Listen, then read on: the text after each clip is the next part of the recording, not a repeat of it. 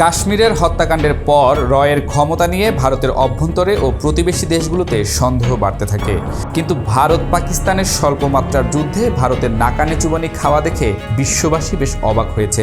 নিজেকে আধুনিক যুদ্ধাস্ত্রে সজ্জিত দেশ বলে দীর্ঘদিন ধরে প্রচার করার চেষ্টা করে আসছিল ভারত, যা এখন পরিণত হয়েছে জনগণের হাস্যরসের খোরাকে। কয়েকদিন আগেও রয়ের নাম শুনলে পৃথিবীর অন্যান্য নামকরা গোয়েন্দা সংস্থার কর্মকর্তারাও নড়ে চড়ে বসতেন। কিন্তু বাস্তবতা বেশ হাস্যকর ও উল্টো। নেটিজেনদের অনেকেই ঠাট্টা করে বলছেন, ভারত সেরা, তবে শুধু সিনেমা আর গলাবাজিতে। যুদ্ধবিরতির পর ভারতের বিভিন্ন স্থানে হামলা ও ভাঙচুরের ঘটনা সেটাই প্রমাণ করে।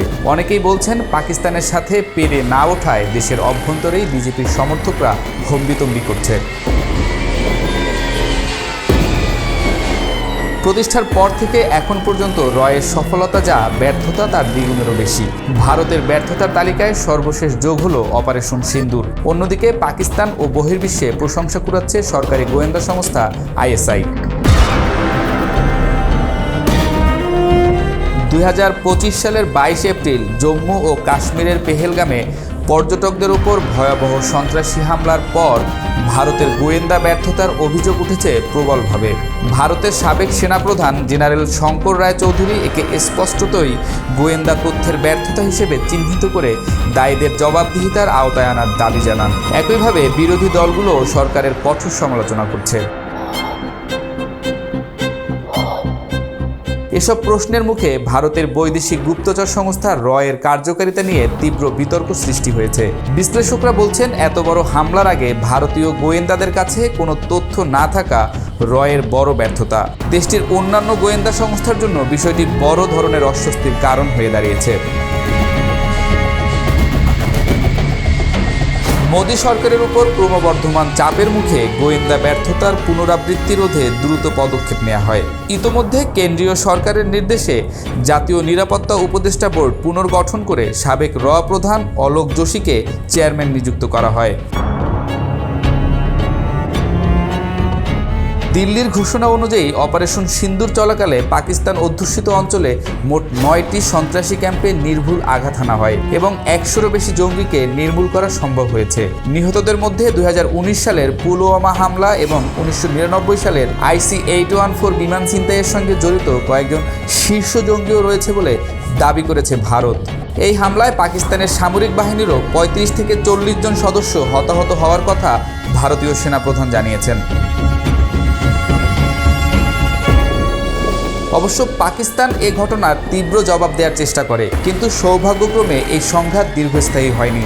মাত্র কয়েকদিনের তীব্র উত্তেজনার পর 10 মে দুই দেশ যুদ্ধবিরতিতে সম্মত হয়। তবে সীমান্তে ক্ষয়ক্ষতি, উভয় দেশের সেনা সন্তুষ্টি এবং জনগণের মনোবলে এই অস্থিরতার ছাপ স্পষ্ট রয়ে গেছে। ভারতীয় গোয়েন্দা সংস্থা একসময় দক্ষিণ এশিয়ার অন্যতম সফল সংস্থা হিসেবে পরিচিত ছিল। 1971 সালে বাংলাদেশের মুক্তিযুদ্ধে রয়ের অবদান আন্তর্জাতিকভাবে প্রশংসিত হয়। সিকিমের ভারত ভুক্তি, আফ্রিকায় স্বাধীনতা আন্দোলনের সহায়তা এবং ভারতের পারমাণবিক কর্মসূচির গোপনীয়তা রক্ষার ক্ষেত্রে সংস্থাটি উল্লেখযোগ্য ভূমিকা রেখেছিল।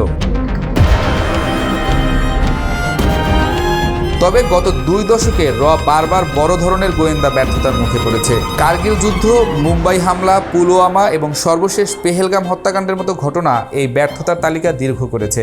সরকারের নিজস্ব স্বীকারোক্তিতেই গোয়েন্দা ঘাটতির বিষয়টি প্রকাশ পেয়েছে। রাজনৈতিক চাপ, তথ্য বিশ্লেষণে দুর্বলতা এবং টেকসই সংস্কারের অভাবে বিপর্যস্ত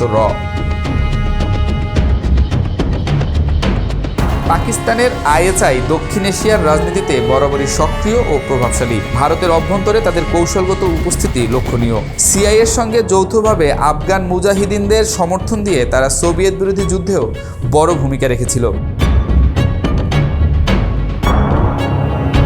ISI-কে অনেকে পাকিস্তানের রাষ্ট্রের ভেতরে আরেক রাষ্ট্র হিসেবে দেখেন। যদিও সংস্থাটি কৌশলে দক্ষ, তবে এর বহু কর্মকাণ্ড আন্তর্জাতিকভাবে প্রশ্নবিদ্ধ। লাদেনকে আশ্রয় দেয়া বা তালিবান মদদ, এসব কারণে যুক্তরাষ্ট্র ও অন্যান্য দেশগুলোর আস্থায় চির ধরেছে। ভারত ISI-কে সন্ত্রাসের কারিগর হিসেবে বিবেচনা করে। এখনও পশ্চিমা গোয়েন্দা সংস্থাগুলোর কাছে সহযোগী হিসেবে গ্রহণযোগ্য হলেও কার্যকারিতা নিয়ে প্রশ্ন রয়েছে। আর আইএসআই প্রভাবশালী হলেও সন্ত্রাসের সঙ্গে সম্পৃক্ততার অভিযোগে দুর্নাম কুড়িয়েছে। আন্তর্জাতিক সম্প্রদায় এখন দুই সংস্থার কার্যক্রমকে তীক্ষ্ণভাবে পর্যবেক্ষণ করছে।